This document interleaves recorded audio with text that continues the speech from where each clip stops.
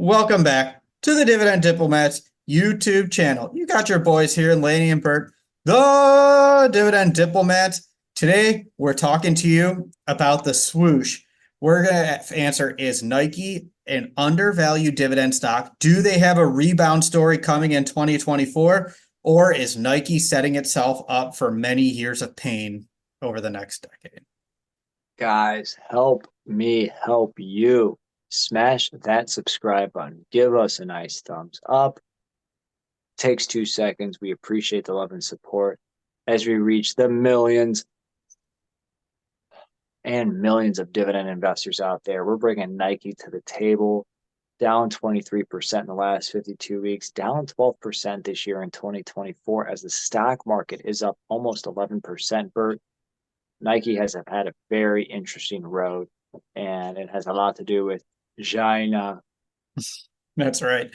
So what's going on here at Nike? They just released earnings a couple of weeks ago, and it kind of confirmed some of the stuff when they updated guidance back here in December.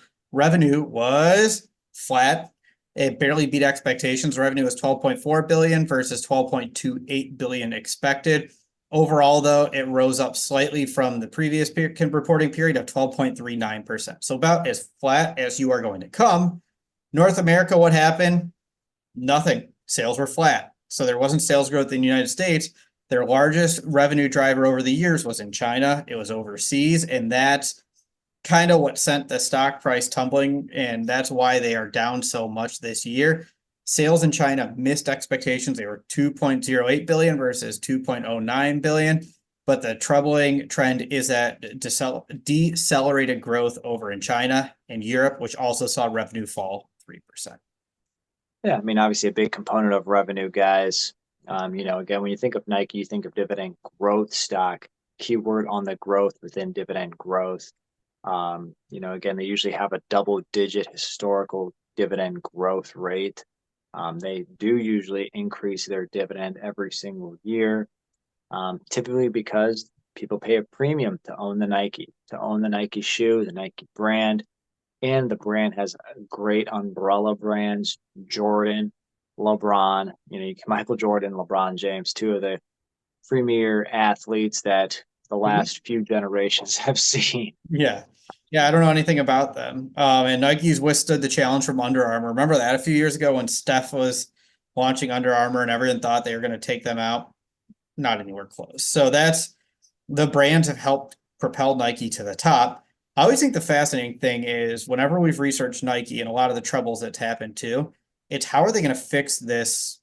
I don't want to say screw up because I'm not a specialty in here, but they went direct to consumer during the pandemic where they cut out a lot of the stores, they cut out a lot of the places, and that caused some issues. They, instead of when consumers slowed down, they didn't have an outlet, they didn't have your department stores, they didn't have your Foot Lockers of where to buy shoes and sell them for you. So Nike got stuck with bloated inventory in 2023, and they were faced with, like, what do you do? You're the one that are responsible for it. You're holding this inventory. You're not shipping it off to companies. So how do you go about fixing that? That's been one of the bigger challenges Nike continues to face. Yeah, yeah, I agree. Again, they were trying to squeeze the lemon as much as they can, and sometimes when you squeeze so much, you end up still on the other side. Your fingers are busting through your own fist, and that's kind of what happened here with Nike. So Nike stock's been down. Have you guys been buying Nike stock? Like this video and let us know in the comments if you haven't already. So we're going to run them through the double D stock screener focused on the S&P 500 less, or the P ratio less than the S&P 500, the dividend payout ratio. We're trying to look at the safety, preferably below 60%.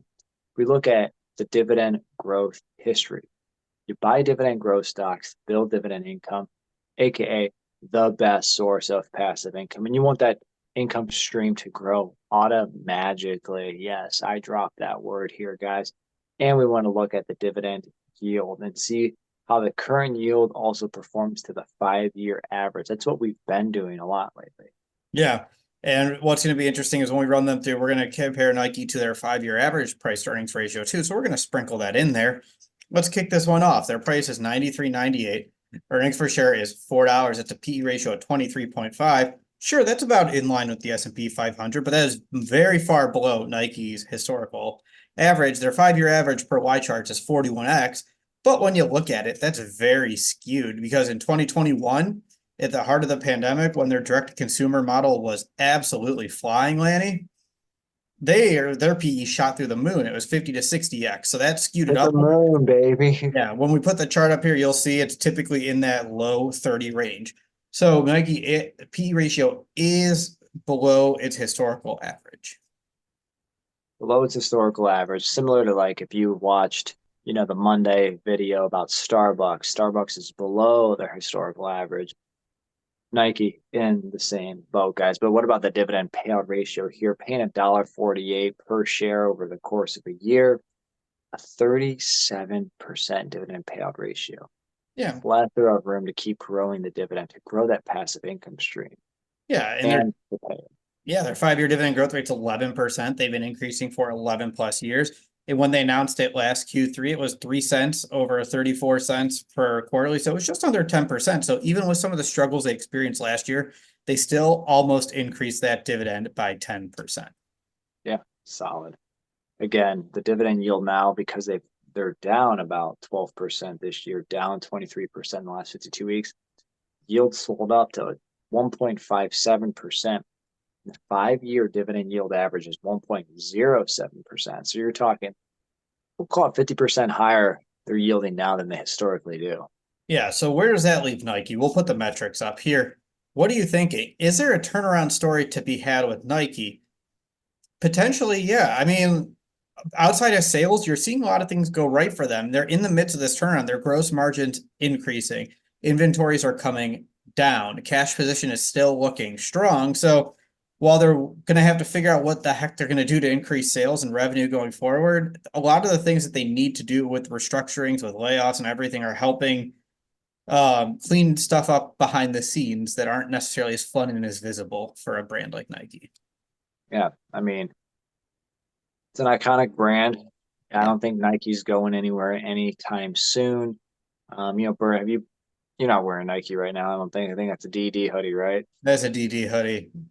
Nice. Here, yes, that they're not Nike branded. But with that, we know a lot of people do. Runners are loyal, especially if you're a hardcore runner. If you find a shoe you like, you're going to keep it. I don't think I need to tell you that, Lanny. It's true.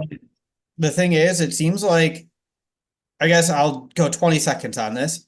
While Nike's dipped their toes into some political stuff over the last few years, it seems as if, and that might have gotten them into some hot water. It seems as if the company's really focused on getting back to the basics of what made Nike great, focusing on the product and the quality of the product and expanding marketing within.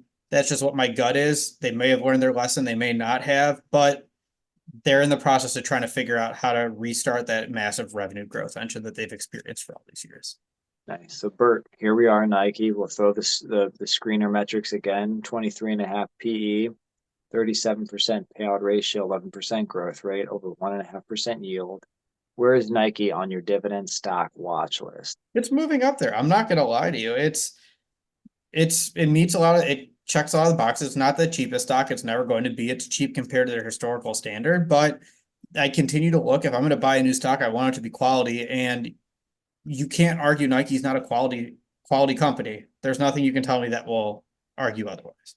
And some high quality H2O guys. What are you buying here? Are you buying Nike stock? Do you guys like the metrics where they're at?